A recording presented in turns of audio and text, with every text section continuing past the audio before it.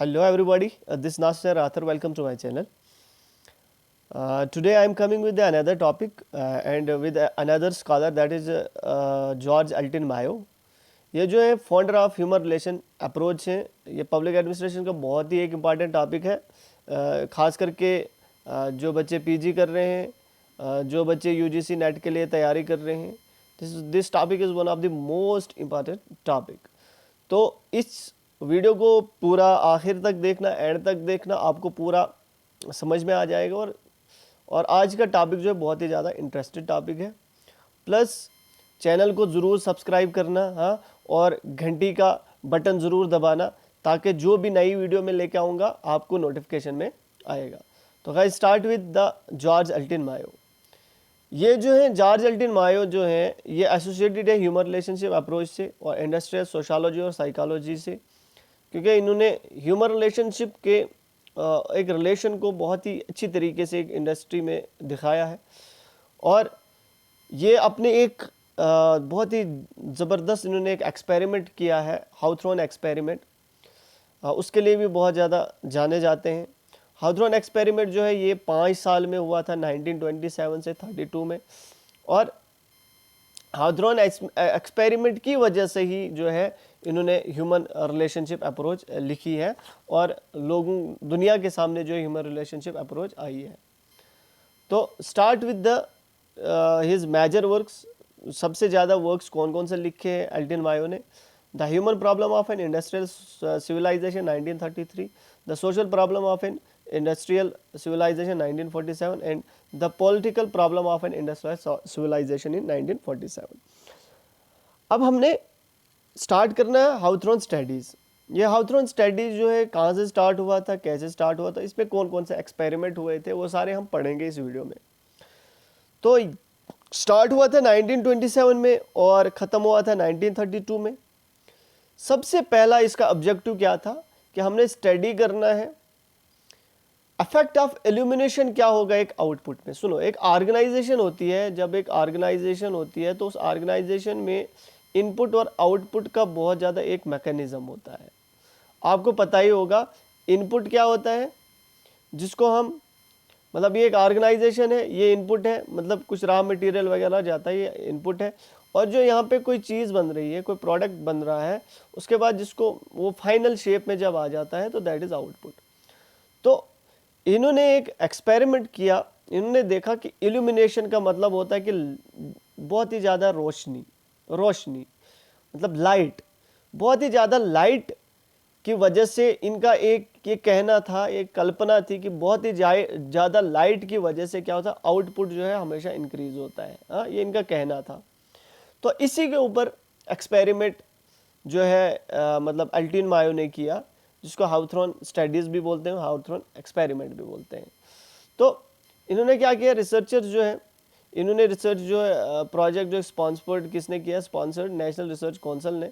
और ये रिसर्च जो है कहाँ पे स्टार्ट हो गई, हाउथ्रॉन प्लांट में, ये वेस्टर्न इलेक्ट्रिक कंपनी में. तो यहाँ पे जो है इन्होंने स्टार्ट की. अब स्टार्ट करते हैं द हाउथ्रॉन स्टडीज़. सबसे पहले हमने द इल्यूमिनेशन एक्सपेरिमेंट पढ़ना है, इसमें relay assembly test room experiment करना है, मैसिव इंटरव्यूइंग प्रोग्राम पढ़ना है और बैंक वायरिंग ऑब्जर्वेशन रूम. इन सब को हमने इस वीडियो में हमने पढ़ना है. तो start with the illumination experiment. तो इल्यूमिनेशन एक्सपेरिमेंट में क्या हुआ था, इसमें क्या हुआ था, इसमें 2 ग्रुप्स, पहले मैं आपको समझाता हूँ पूरा, उसके बाद ये आप खुद भी पढ़ सकते हो. इसमें group A and group B बनाया गया. ठीक है, ये एक्सपेरिमेंट लगभग मतलब 2 से 2.5 साल के लिए इन्होंने रखा. जब ग्रुप ए और ग्रुप बी बनाया तो उसमें जो उन्होंने जो है, जैसे फॉर एग्जांपल ग्रुप ए में उन्होंने 10 बंदे रखे और ग्रुप बी में भी 10 बंदे रखे. अब इन्होंने काम दिया, क्या कुछ भी काम दिया, एक ऑर्गेनाइजेशन का कोई काम दिया इन्होंने. तो एक ग्रुप के लिए उन्होंने लाइट को क्या रखा, ब्राइट रखा, और एक में उन्होंने लाइट को डिम रखा, क्योंकि इन्होंने इल्यूमिनेशन एक्सपेरिमेंट करना है कि लाइटनिंग की वजह से वाकई में आउटपुट पे इफेक्ट होता है कि नहीं. क्या ब्राइट लाइट की वजह से आउटपुट ज़्यादा आता है या नहीं, कि डिम लाइट की वजह से सच में ऐसा होता है कि आउटपुट गिर जाता है. तो इन्होंने ये एक्सपेरिमेंट कंडक्ट किया। तो लास्ट पे क्या किया कि इन्होंने ये देखा कि आउटपुट जो है बोथ जो ग्रुप्स है वो इंक्रीज होता गया। बोलते हैं कि there is no effect of illumination on output. बोलते हैं कि ये इल्यूमिनेशन एक्सपेरिमेंट जो है फेल हो गया, क्योंकि ना ही आउटपुट गिरा, ना ही लाइट जो ब्राइट है वहां पे गिरा, और ना ही जहां पे डिम लाइट है वहां पे गिरा। आउटपुट जो है इंक्रीज होता गया, इंक्रीज होता गया। ठीक है, तो इन्होंने क्या चीज बोला कि इल्यूमिनेशन जो एक्सपेरिमेंट है ये फेल हो गया। ये झूठ था कि लाइट की वजह से आउटपुट बढ़ता है। तो जब ये वाला एक्सपेरिमेंट फ्लॉप हो गया तो वो दूसरे एक्सपेरिमेंट की तरह चले गए। The second experiment was the relay assembly test room. Relay assembly test room जो है ये दो पार्ट्स में हो गया। पहला part first relay assembly group, उसके बाद दूसरा भी हो गया। चलो फर्स्ट पहले पढ़ते हैं। तो इसमें क्या हो गया, सबसे पहले आपको पता है कि रिले का मतलब क्या होता है। रिले का मतलब हो गया स्विच बोर्ड के कंपोनेंट्स को क्या बोलते हैं, रिले बोलते हैं। It is a switch board component. यानी ये एक ऐसा एक्सपेरिमेंट था कि स्विच बोर्ड के कंपोनेंट्स को हमने शायद उनको असेंबल करना है। मतलब एक वर्कर्स का एक ग्रुप बनाना है, उनमें कुछ चीज़ों को असेंबल करना है कि उन चीज़ों स्विच बोर्ड के कंपोनेंट्स को असेंबल करना, उनको जोड़ना है। तो ये भी जो हमारे पास 3 सब फेजेस में ये वाला हुआ है, लेकिन इसके खास करके 2 सब फेज जो है बहुत अच्छी तरीके से जो हम पढ़ेंगे, तीसरा भी पढ़ेंगे जिसमें मीका स्प्लिटिंग एक्सपेरिमेंट आता है। तो फर्स्ट रिले असेंबली ग्रुप में पढ़ेंगे इसमें क्या हुआ था। तो इसमें 6 वुमेन जो है एक सेपरेट रूम में रखी गई, और लेकिन एक चीज़ है कि इनका कम्युनिकेशन लेवल जो है ये फ्री रखा। मतलब इनको बात करना फ्री दिया, इनको मतलब वर्किंग कंडीशन बहुत अच्छी दे दी। इनको ग्रुप बोनस दिया गया। इनको रेस्ट पीरियड दिया गया, इनको शॉर्ट आवर जो है खाने पीने के लिए सब कुछ दिया गया। और इसके बाद जो इनको इंसेंटिव्स भी दिए गए। क्या दिए गए, इंसेंटिव्स भी दिए गए। तो जब ऐसा देखा कि आउटपुट कैसा आएगा, आउटपुट जो है इंसेंटिव भी दे दिया इनको, फ्रीडम भी दी गई। इनका इंसेंटिव्स की वजह से, इनका फ्रीडम की वजह से आउटपुट जो है इंक्रीज होने लगा। लेकिन एक चीज़ और हो गई, उसके बाद इन्होंने इंसेंटिव्स को क्या किया, इंसेंटिव्स को इन्होंने विड्रॉ भी किया। जब इंसेंटिव्स को विड्रॉ किया तो फिर भी जो है वो क्या होने लगा कि हमारा जो आउटपुट है वो बढ़ने ही लगा, वो कम नहीं हुआ। Even after the withdrawal of the incentives the output remains the increasing. ऐसा क्या हुआ, ऐसा क्यों हुआ? तो दैट वाज द सेकंड जो एक रीज़न रहा।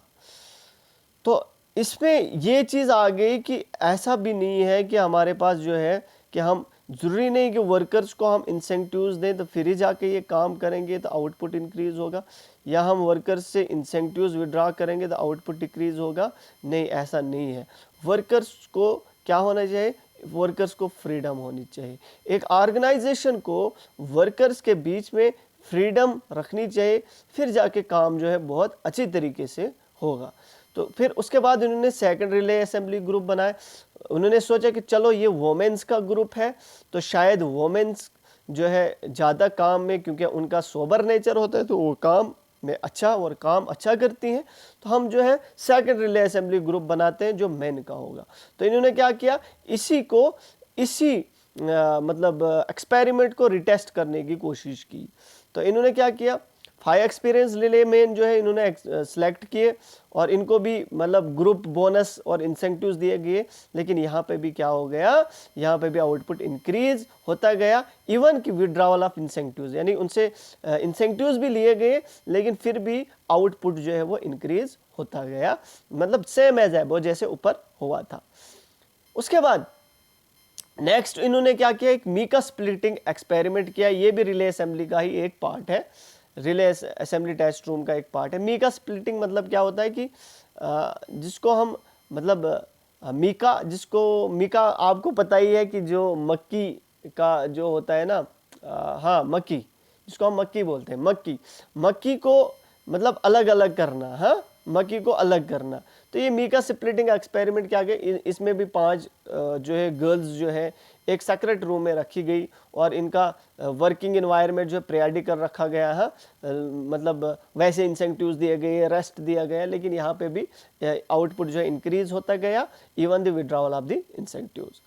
देन इसमें क्या कंक्लूजन आई, रिले असेंबली टेस्ट रूम की कंक्लूजन क्या है कि इसमें कंक्लूजन ये आ गया कि रिसर्चर्स ने ये वाला कंक्लूड किया कि जो एक जब आउटपुट इसलिए हमारे पास इंक्रीज होता गया, हाँ इसलिए इंक्रीज होता गया क्योंकि हमने ग्रुप्स को, हमने इन इंसानों को फ्री रखा था, क्योंकि इंसान जो है तभी अच्छा काम करेगा जब वो एक सोशल ग्रुप में होगा, क्योंकि एक इंसान एक सोशल ग्रुप में बहुत खुश रहता है।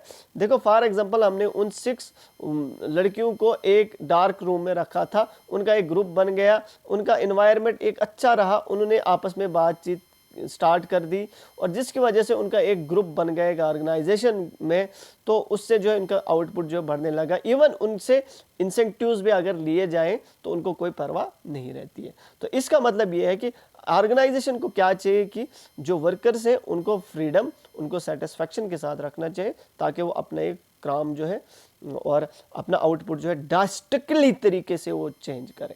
The next is massive interviewing program, जो यहाँ पे हुआ था हाउथॉर्न स्टडीज में क्लिनिकल फेज। देखो ये वाला जो एक्सपेरिमेंट हुआ था ये इसलिए हुआ था कि ताकि हम जो वर्कर्स होते हैं मतलब जो वर्कर्स होते हैं ऑर्गेनाइजेशन में, उनसे हम इंटरव्यू करके उनको पूछें ऑर्गेनाइजेशन के बारे में। इससे क्या होगा कि वर्कर्स के अंदर में जो बात होगी ऑर्गेनाइजेशन के खिलाफ वो बाहर आ जाएगी। जब वो बाहर आ जाएगी तो वर्कर्स फिर भी जाके अपने आप को रिलैक्स करेंगे और काम में और ज़्यादा अच्छी तरीके से करेंगे और आउटपुट हमारा इंक्रीज होता गया।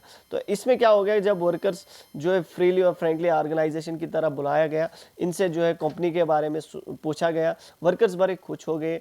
कुछ वर्कर्स ने अपने एंगर भी दिखाया, मतलब एक ऑर्गेनाइजेशन के खिलाफ अपने एंकर भी दिखाया, अपना सेंटीमेंट फीलिंग भी दिखाया। और वर्कर्स ने, लेकिन साथ साथ में वर्कर जो है ये ऐसा सोचने लगे कि हम बहुत ही अच्छी पोजीशन में हैं इस कंपनी में, हमारा व्यू पॉइंट लिया गया, हमारा व्यू पॉइंट बहुत ही इंपॉर्टेंट है। इसलिए जो है ये एक मैसिव इंटरव्यूइंग प्रोग्राम हुआ था जिसकी वजह से वर्कर्स को क्या एनर्जेटिक किया गया था। उनकी सेंटीमेंट्स, उनकी फीलिंग्स, उनके गुस्से, उनको सब कुछ सुना था। उसके बाद जो है वर्कर्स का फ्री अप माइंड हुआ था और वो वर्क के लिए फिर से हुए थे start. And the last one is the bank wiring observation group. तो ये एक लास्ट वाला एक्सपेरिमेंट हुआ था। इसमें क्या हो गया, फाइनल फेज जो रिसर्च का था हाउथॉर्न में ये वाला था। इसमें क्या किया था, इसमें जो है कुछ बंदों को टोटल 40 वर्कर जो है सिलेक्टेड किए गए थे, 14 और इनका क्या क्या था, इन्होंने कुछ वायर्स को सोल्जर करना था, उनको फिक्स करना था। हाँ कहीं जाके बैंक वायरिंग, मतलब इनको बैंक वायरिंग ऑब्जर्वेशन ग्रुप बनाया गया था। इन्होंने क्या किया, मतलब फॉर एग्जांपल एक फील्ड है, इस फील्ड में जो है यहाँ से यहाँ तक जो इन्होंने एक वायर को बाइंड करना है, इनको जुड़ाना है। तो इनको 14 का एक ग्रुप बना गया। तो उसके बाद क्या गया, वेज भी दिया गया इनको, मतलब ग्रुप इंसेंटिव भी दिया गया होल ग्रुप को। हाँ अब क्या, लेकिन एक चीज़ है, इनको विदाउट सुपीरियर के इनके ऊपर कोई सुपीरियर नहीं रखा, कोई सुपरविजन के लिए नहीं रखा, इनको बिल्कुल फ्री रखा और इनको मतलब इनको क्या करने लगे, ये सेक्रेटली तरीके से इस ग्रुप को क्या देखने लगे, ये काम कैसा करेंगे। तो यहाँ पे एक चीज़ पाई गई, वो चीज़ क्या पाई गई कि बोलते हैं कि एक ऑर्गेनाइजेशन के अंदर जैसे ऑर्गेनाइजेशन जो एक फॉर्मल ग्रुप है, तो इस ऑर्गेनाइजेशन के अंदर भी वर्कर जो एक इनफॉर्मल ग्रुप बनाते हैं। मतलब कि इन 14 वर्कर्स ने अपना एक इनफॉर्मल ग्रुप बनाया था और इस इनफॉर्मल ग्रुप में इन्होंने कोई फिक्स टारगेट रखा था कि हमने कितना दिन का प्रोड्यूस करना है। फॉर एग्जांपल एक कंपनी का, एक ऑर्गेनाइजेशन का 200 यूनिट जो है दिन का जो है टारगेट है इन 14 बंदों के लिए। लेकिन वो 14 क्या करते थे, उन्होंने अपना एक टारगेट रखा था 185 और इन्होंने 185 करना है। बाहर में जाए कंपनी, उन्होंने कंपनी को नहीं देखना है। अगर कंपनी का यूनिट 200 है तो उनको रखने दो, हमने सिर्फ 150 करना है तो करेंगे। इन 14 बंदों ने ऐसा ही किया, इन्होंने 150 अपना ही एक टारगेट रखा, बोलते इसके ऊपर नहीं जाना है हमने। तो इसमें इस टारगेट को मेंटेन करने के लिए उन्होंने कुछ कोड ऑफ कंडक्ट्स भी रखे कि इसके खिलाफ कोई बंदा नहीं जाना चाहिए। बोलते कि अगर जो इस इस टारगेट जो इन्होंने फिक्स रखा, अगर कोई बंदा उनमें से उस टारगेट से ज़्यादा अचीव करता तो उसको क्या बोला जाता था, रेट बस्टर, मतलब उसको टांट किया जाता था। जैसे हम किसी को टांट करते हैं ना, कि अगर कोई काम ऐसा करेगा हम उसको टांट करते हैं, जो प्रोड्यूस करेगा टू मच उनको उसको रेट बस्टर बोलते थे, one who produce too much. Chiseler उसको बोलते हैं जो बहुत कम, मतलब 150 हमारे पास टारगेट है, उससे कम करेगा तो उसको चैजलर बोलते हैं। और स्क्यूलर किसको बोलते हैं, स्क्यूलर उसको बोलते हैं जो उस ग्रुप के बारे में, जो इनफॉर्मल ग्रुप बना गया है उसके बारे में सुपरवाइजर को बोलेगा तो उसको स्क्यूलर बोला जाता था। तो ऐसे क्या होता था, ये अपने एक टारगेट को फिक्स करते थे और अपने हिसाब से काम करते थे। तो अब लास्ट पे कंक्लूजन ये आती है गाइज, ये ह्यूमन रिलेशनशिप अप्रोच जो है ये अल्टिन मायो ने दी। तो हमारे पास ये समझ में आ गया कि ह्यूमन रिलेशन जो है बहुत ज़रूरी है एक इंडिविजुअल के लिए, एक ऑर्गेनाइजेशन के लिए। एक ऑर्गेनाइजेशन में अगर वर्कर जो है फ्री होगा, एक ऑर्गेनाइजेशन में वर्कर्स की फ्रीडम होगी तो वर्कर जो है वो अच्छी तरीके से काम करेंगे। एक वर्कर जो एक मैकेनिक, एक मशीन की तरह नहीं है, क्योंकि एक वर्कर जो एक ह्यूमन है, एक ह्यूमन को एक सोसाइटी की, एक सोशल ग्रुप की ज़रूरत पड़ती है, जिसकी वजह से वो सेटिस्फैक्शन के साथ जो है काम कर सकता है। This is what the human relationship approach of Elton Mayo. I hope कि you are enjoying this video guys. इस वीडियो को सब्सक्राइब करो, मतलब चैनल को सब्सक्राइब करो, शेयर करो, वीडियो को लाइक भी करो। Thanks, have a nice day.